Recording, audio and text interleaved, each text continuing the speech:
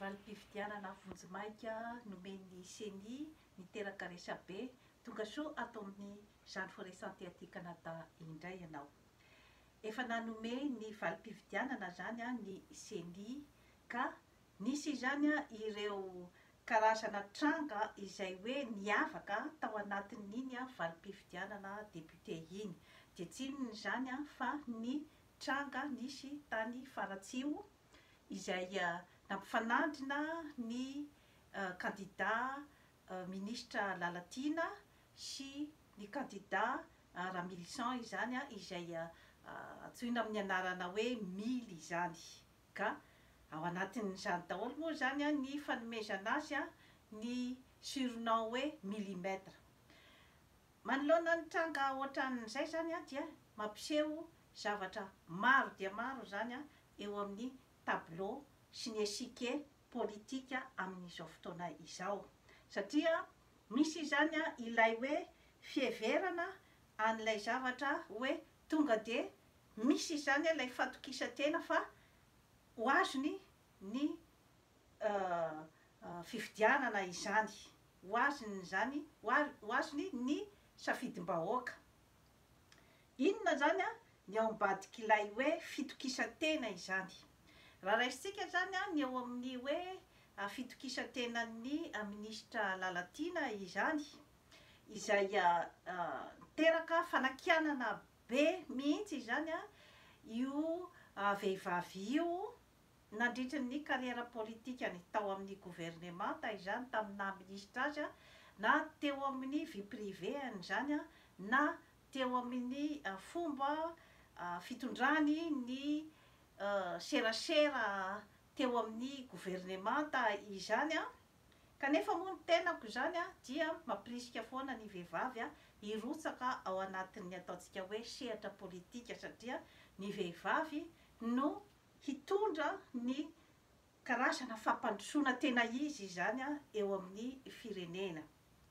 Ka sy fombako zany ny hoe manome tsiny sy ny hoe dia makahala zato isan-jato olona iray, satria ny olombelona rehetrarehetra dia misy daholo ny lafitsarany sy ny lafiratsiny amin'ny fiainana. Ka eo amin'ny lafitsarany ministra Lalatina zany dia izy vehivavy mahery fo ary vehivavy izay hoe tsy miemotra zany izy manoloana ny fanakianana ary mijoro izy zany amin'ny hevitra izay hoe eritreretiny zany fa mety.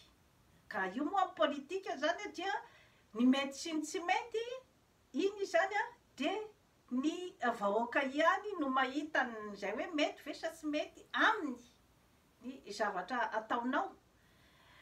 Ka ministra Lalatina zany izay efa no teneniko teo zay zany ny karakteristikany nefa manoloana an'izay zavatra rehetrarehetra izay zany izy amin'izay hoe qualiteny amin'ny hoe vehivavy mahery fo, vehivavy sahy miteny, sahy mijoro, dia misy ihany koa zany ireo hoe karazan-javatra maro izay hoe anakianana azy zany.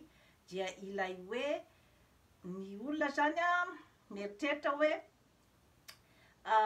fitondrana efa manao tsy mety kanefa dia mbola arovana. Iny moa zany dia nandray ny position izy zany, satria izy ao amin'ny gouvernement nandray ny position izy zany hiaro ny filoham-pirenena. Zay zavatra zay nefany dia misy conséquence goavana be zay zavatra zay ary tokony efa iomanan'ny ministra Lalatina zany ny hoe inona no mety ho retourny publique zany amin'izay position raisin'izay, satria izy de mijoro fa miaro ny filoham-pirenena zany hatramin'ny farany. Etsy an-daniny zany izay zavatra rehetrarehetra izay zany no azontsika lazaina fa niteraka ny ataontsika fitokisa-tenan'ny ministra Lalatina zany tao Faratsio, satria izy zany dia niteny fa ny ray aman-dreniny zany dia samy avy ao an-toerana. Zay koa zany efa ato faharoa koa zany hoe nanana ny fitokisa-tena zany izay hoe avy ao zany izy zanatany ao. Nanana ny fitokisa-tena fahatelo koa zany de ny hoe ny resaka materialy izay hoe fomba fanao zany ny tarika ao amin'ny fitondrana izy zany de ny hoe mizara entana moa zany ny fomba filazan'ny candidat ramily azy dia nanao ny fombafomba rehetra zany izy ny eritreretany hoe andanina azy zany ny fizarana ny entana sy ny vola araky ny filazan'ny candidat teo ankilany zany. Zany rehetrarehetra izany moa ny tenako tsy teo ary tsy ananako pirofo zany fa izay zany no voalazan'ny candidat teo ankilany ka rehefa mitondra ny pirofo moa zany any amin'ny CENI sy ny HCC dia mila pirofo mazava.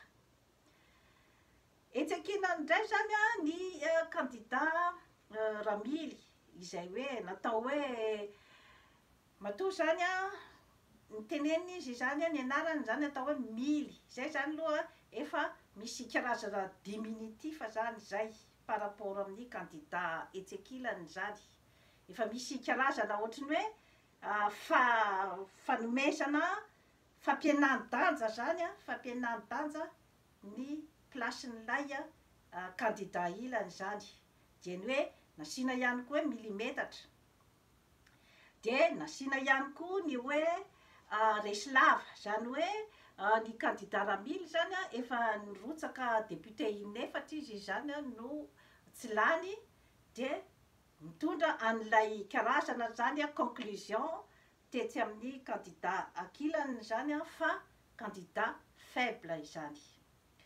Hoadiaditsika koa zany ny hoe parcours ny candidat ramily zany. Izy zany dia nianatra tao Ankatso izy zany raha araky ny filazany zany dia nanana ny diplôme DEA zany ary rehefa avy eo izy zany dia nandeha tany amin'ny tanànany zany nanao ohatrany hoe karazana activité zany izy tao amin'ny tanànany nanao koa zany izy karazana asa soa efa olona zany hoe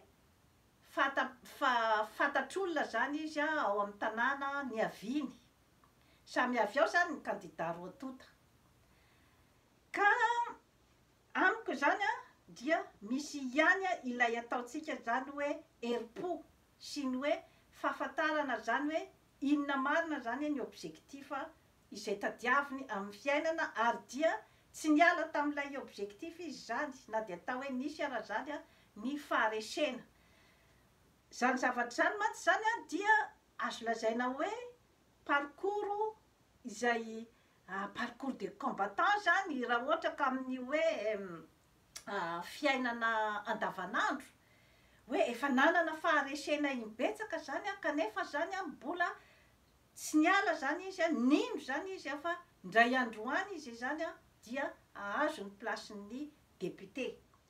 Tsy azo negligena izay hoe karazana parcours izay sy ilay karazana zany hoe herim-po sy ny finiavana zany ho tonga amin'ny tanjona iray.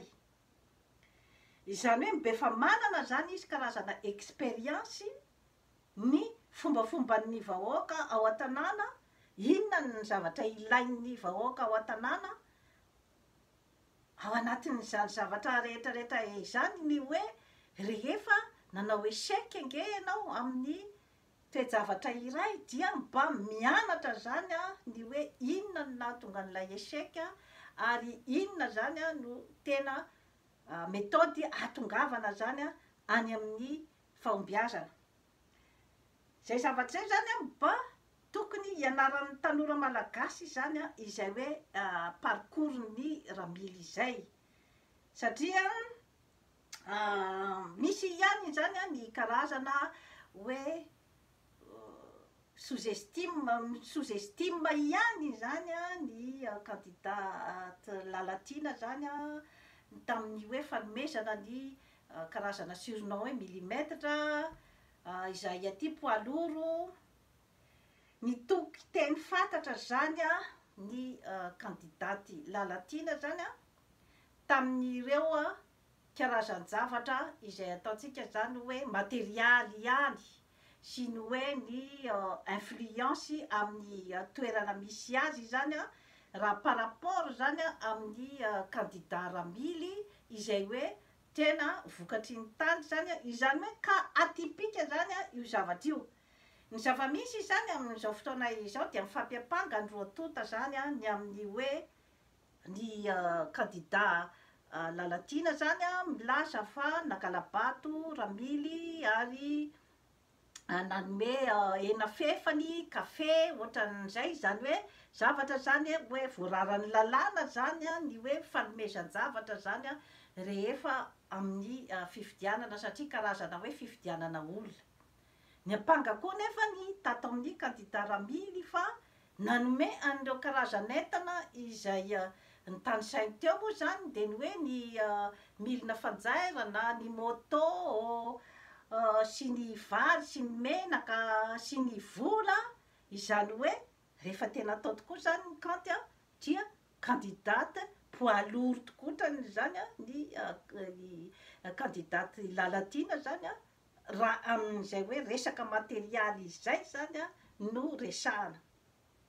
Kanefa ve ny materialy ihany ve no afaka isaliana olona, afaka anaovana séduction, satria amin'ny politika dia miditra ny resaka séduction. Inona kay no tanjonao dia nio ho fidiana, ka rehefa te ho fidiana ianao dia tsy maintsy miséduire ny public, tsy maintsy miséduire ny électeur. Ka eo indrindra mantsy zany no idirantsika bebe kokoa zany ny amin'izay hoe resaka séduction izay. Efa émission napetrako teto zany ny hoe inona ny séduction tena izy amin'ny olombelona izany. Maro zany ny mieritreritra fa ny zavatra aty ivelany, ny zavatra hita avy aty ivelany, ny vola, ny bika aman'endrika ve, ny fanampitabazana olona ve no tena vraie séduction. Ny vraie séduction dia ny avy ao anatinao ao. Inona ny personnalité ao aminao ao, inona ny zavatra henon'ny vahoaka izany nandritra n'izay hoe fotoana ny faneraseranao teo amin'izay. Fa satria mantsy raha ohatra ka tsy miainga amin'izay zany ilay ataontsika hoe vraie séduction zany dia karazana zavatra mitsingevaeva ihany. Ka ny fitokisan-tenan'ny ministra Lalatina zany dia tamin'ilay hoe avy ao Faratsio izy zany, ny ray aman-dreniny avy ao. Fanontaniana mipetraka zany dia ny hoe moa ve reniny, tena renilay population tao ve zany izay hoe mahazana tany anao zay nandritra ny teo amin'ny fitondrana anao zany. Izay zany fanontaniana mipetraka. Sa rehefa hoe tonga fotsiny ilay fotoana hoe tianao fidiana zany ianao dia zay ianao zany vao nanao an'ilay hoe karazana action.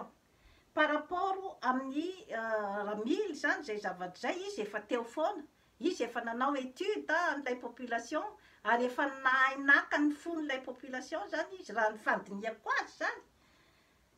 Ka izay no nahatonga an'ilay elanelam-bato zany raha ny fiheverako azy, satria be dia be ny zavatra mamitaka zany amin'ity hoe resaka safidin'ny olombelona izany. Be dia be ny zavatra mamitaka ao ambadika ao, satria indraindray zany misy koa ny ataontsika hoe hena maso, mety rehefa tonga zany ianao en tant que ministre miresaka amin'ny population ao zany hoe za dia avy aty dia te hirotsaka solombavam-bahoaka, dia mety misy ny hena maso amin'izay resaka izay zany dia milaza fa hifidy ianao. Kanefa any anatin'ny urne zany zavatra hafa no safidiny. Zay zany possibilité anankiray zay. Possibilité faharoa koa zany dia ny hoe mety samy nanao zay hafany zany ny candidat roa tota ny amin'ny hoe alan'iny zany, satria nisy koa zany ny fiampangana nataon'ny ministra Lalatina any Ramily zany fa hoe nangala-bato. Araky ny voalazako teo hoe za tsy tany tsy nahalala ny hoe iza marina ny nangala-bato, iza marina zany ny voapanga nanao ny tsy mety. Fa rehefa enoana zany a ny roa tota dia samy manana ny conviction daholo a, ary samy mahay miresaka, samy mahay manohana ny heviny. Eo mantsy zany ny tena mahasarotra n'ity zavatra ity. Ary ny ministra Lalatiana dia tena mahatoky fatratra izany a, fa ny HCC dia hombazy izany. Izay mantsy zany no mety hiteraka karazana tsy filaminana zany a aorian'io proclamation io, satria tsy arotsika lavina fa manodidina ny ataontsika hoe fitsarana zany a ny ivelan'ny lalàna. Dia misy ihany koa ny atao opinion publique, satria eo amin'ny lalàna mety samy kinga daholo koa ny manohana ny heviny, manome ny porofo. Mety samy kinga koa ny amin'ny hoe ny mpitsara eo zany a mety hampiasa ny pouvoirany zany amin'ny hoe fitsarana mitanila. Mety hitondra karazana fandresena daholo zany a izay karazana zavatra zay, nefa tsy azotsika minimisena koa zany a ny opinion publique, satria raha araky ny vaovao eno zany a tamin'ny proclamation ny CENI dia faly ary niorakoraka ny teateka ny olona izany a rehefa nandre ny fandresen'ny candidat Ramily teo anatrehan'ny candidaty izany a Lalatiana. Mampieritreritra daholo zany a izay karazana zavatra rehetrarehetra izay, ka apetraka fotsiny zany a eo amin'ny CENI, eo amin'ny HCC zany a ny ataontsika hoe fitsarana tsy mitanila izany. Arakarak'izay porofo koa zany a azony eo am-pelantanana, satria mety hiteraka korotana be zany a izay karazana zavatra izay. Nisy ihany koa zany a ny hoe ny zany moa zany karazana mazimazy daholo zany a izay zavatra niseho zay, satria zavatra tsy mpiseho zany zavatra zany a tamin'ny tantaran'ny élection tao Madagasikara. Izany hoe misy candidat mpanjakana izay hoe ataontsika hoe matanjaka ara-materialy amin'ny influence izany araky ny eritreriny, kanefa resin'ny olona iray izay ataontsika hoe zany hoe candidat raha eo masony resaka politika zany dia ataontsika hoe zaza vao ihany. Ka tipika zany zay a teo amin'ny sehatra politika malagasy. Misy ihany koa zany a ny ka anankiray koa zany a any Majunga, dia ny fandresen'ny candidat afakandro nanoloana ny député zany a Nina, izay hoe ataontsika ihany koa hoe poids lourd koa ny candidat Nina raha hoe eo amin'ny resaka materialy sy amin'ny hoe efa maha-député azy ary ny hoe maha-candidat mpanjakana azy izany.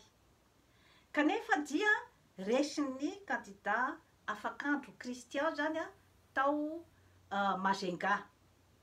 Inona koa zany ny ambadik'ireo zavatra rehetra ireo, dia ny hoe nanana fitokisa tena betsaka zany a ny candidat Nina amin'ilay hoe karazana ato rehetra izay nananany zany.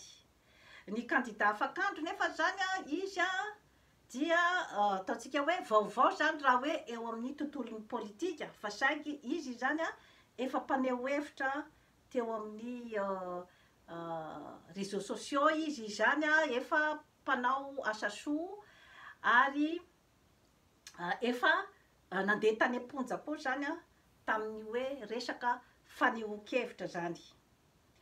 Izany hoe efa nigadra zany izy a teo amin'ny resaka politika. Raha araky ny fijeriko zany a dia efa karazana expérience ihany zany a izay karazana parcours izay, ary izy koa zany a dia olona mana